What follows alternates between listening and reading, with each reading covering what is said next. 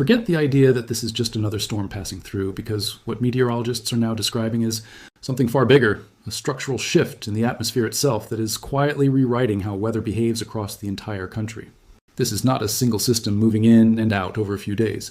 It is a fundamental change in the way air circulates over North America, one that climate scientists say has been building for years and is now locking entire regions into strange, repeating extremes.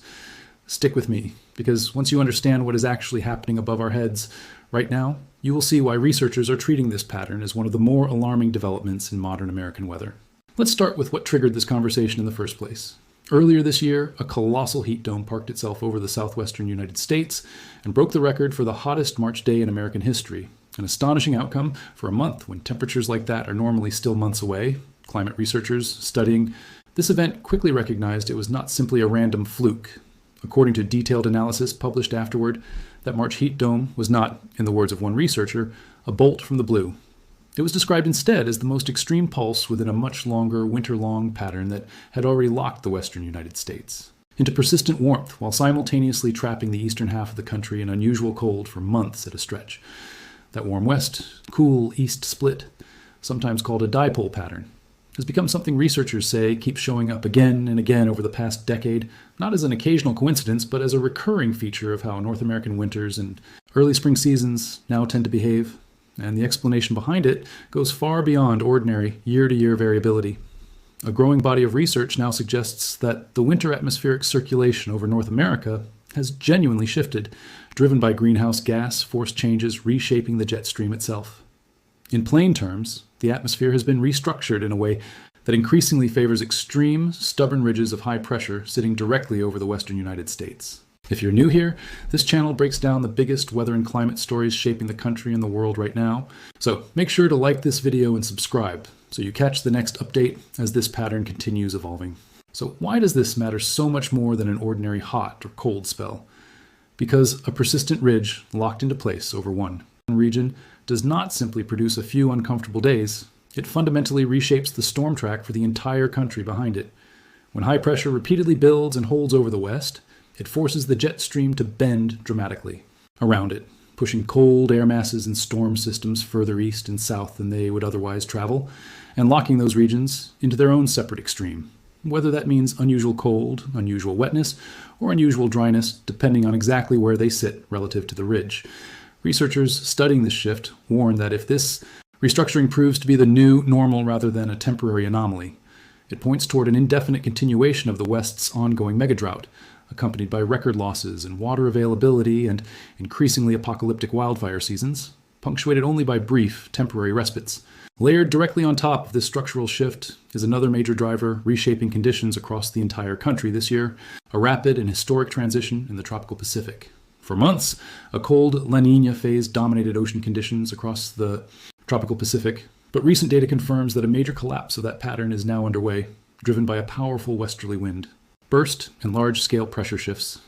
Subsurface ocean data has already confirmed the transition toward a new El Niño event, and forecasters tracking its development say this is shaping up to be a potentially record-breaking super El Niño, one capable of triggering a genuine global weather disruption heading into the back half of this year and into next. This transition matters enormously for what comes next across the country, because El Niño and La Niña events reshape entire seasonal patterns in very different, well-documented ways. As El Niño's influence strengthens through the fall, forecasters are already projecting a pressure pattern resembling a typical El Niño winter response, arriving unusually early, featuring a high pressure anomaly building over Canada, alongside a chain of low-pressure storm systems tracking repeatedly across the southern United States.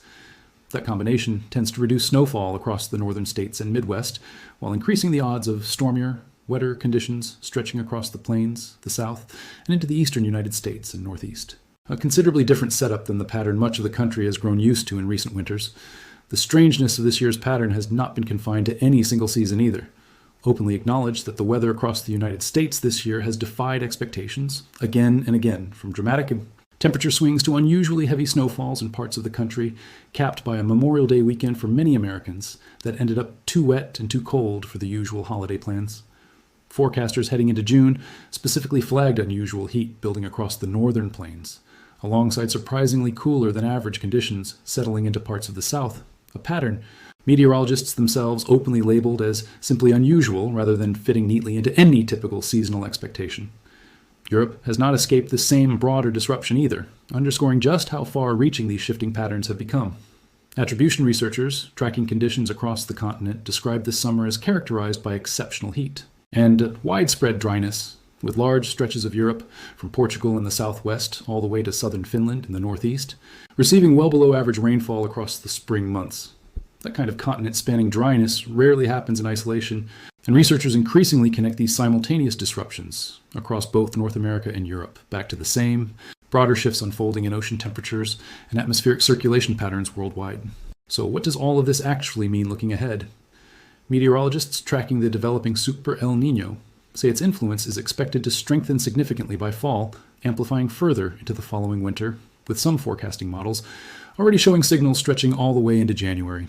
Add to that the deeper structural shift already reshaping the jet stream itself, favoring persistent, stubborn ridges over the western United States, and the country is looking at a genuine compounding of two separate atmospheric drivers working simultaneously rather than in isolation, one representing a multi-year shift in the baseline circulation pattern, and the other representing one of the most powerful natural climate cycles on the planet reasserting itself in dramatic fashion. This is precisely why researchers and meteorologists keep steering away from describing individual storms or heat waves as isolated events this year. What is actually unfolding is a genuine reorganization of how air moves across the entire continent, one capable of producing record heat in March, unusual cold snaps in typically mild regions, drought-stricken conditions in some areas while others face repeated flooding, and a hurricane season whose behavior remains genuinely uncertain given how unusually the broader pattern is behaving. Scientists studying the polar vortex, the massive cyclonic system spinning over the entire northern hemisphere from the surface up into the stratosphere, note that its interaction with this developing Super El Niño will play a critical role in determining exactly how severe and how widespread these disruptions become as the year progresses. There's also a wildfire dimension to this developing pattern that deserves close. United States, where the persistent ridge has already been sitting for months, and when high pressure repeatedly locks in place over the same region, it does more than simply raise temperatures. It also suppresses cloud cover and rainfall, allowing vegetation and soil, moisture to dry out far more aggressively than they would under a more typical variable pattern. Fire scientists studying the recurring warm west, cool east dipole have specifically warned that if this restructured circulation pattern continues year after year, it points toward increasingly severe wildfire seasons across the region, since dry fuel accumulates faster and stays drier for longer stretches when the same ridge keeps reasserting itself rather than being interrupted by the kind of variable, storm-bearing weather that historically helped reset drought conditions periodically. Water availability across the west carries similarly serious implications tied to this same structural shift. Reservoirs, snowpack, and river systems across the region depend heavily on a certain amount of variability in seasonal weather patterns, periods of heavy snowfall in the mountains followed by gradual, steady meltwater release through the spring and summer months. When a persistent ridge repeatedly diverts storm systems away from the region, that snowpack accumulation process gets disrupted year after year, compounding water shortages that regional water managers already describe as part of an ongoing megadrought stretching back over 2 decades.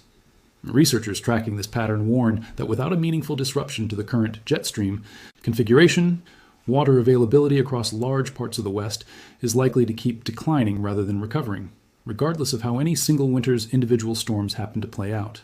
The economic ripple effects extend well beyond agriculture and water management too, touching everything from insurance, markets to regional energy demand. Persistent extreme heat concentrated in one region while another simultaneously deals with unusual cold creates uneven strain across the national power grid, with utilities in the hotter region facing surging air conditioning demand at the same time utilities in the colder region face unexpected heating demand outside their normal seasonal planning.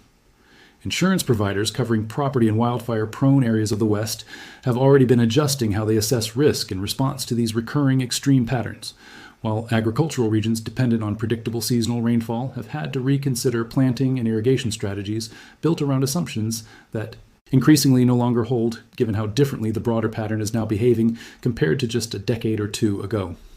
There's also a hurricane season angle worth understanding as this Super El Niño continues strengthening through the coming months. Historically, strong El Niño events tend to increase wind shear across the tropical Atlantic, which can suppress hurricanes development by tearing apart storms before they have a chance to fully organize. But forecasters caution that this suppressing effect does not eliminate risk entirely. since any storm that does manage to survive that wind shear can still draw on unusually warm ocean water to intensify rapidly, meaning a quieter overall season on paper does not necessarily translate into a safer one for any single coastal community that happens to find itself in the path of whichever storm does manage to form. The polar vortex adds one more layer of complexity worth understanding before wrapping this up, as this massive stratospheric wind system reemerges each fall and strengthens through the winter. Its interaction with the developing super El Niño can either reinforce or disrupt the broader pattern already taking shape. Some past years with a similarly rapid transition away from La Niña have coincided with stratospheric warming events capable of disrupting the polar vortex itself, occasionally allowing pockets of extreme cold to escape further south than usual, even while the broader seasonal signal points toward overall warmth. That kind of added volatility is part of why meteorologists are watching this transition so closely, since the exact combination of these overlapping signals makes forecasting specific regional outcomes considerably harder than in a more typical year. And it means ordinary Americans in almost any region could find themselves facing a genuinely unfamiliar version of a season they thought they already knew how to prepare for. This entire story is really about scale, both spatial and temporal, since this is not weather passing through one town or one week. It is a shift in the underlying machinery generating weather across an entire continent for months and possibly years at a stretch. Before you go, if this kind of deep dive into the bigger forces shaping our weather actually matters to you, hit subscribe so you catch the next update the moment this pattern shifts further, because what happens with this jet stream restructuring and the developing super El Niño together could end up defining not just this year, but the shape of American weather for years to come. Thank you for watching, and I will see you in the next one.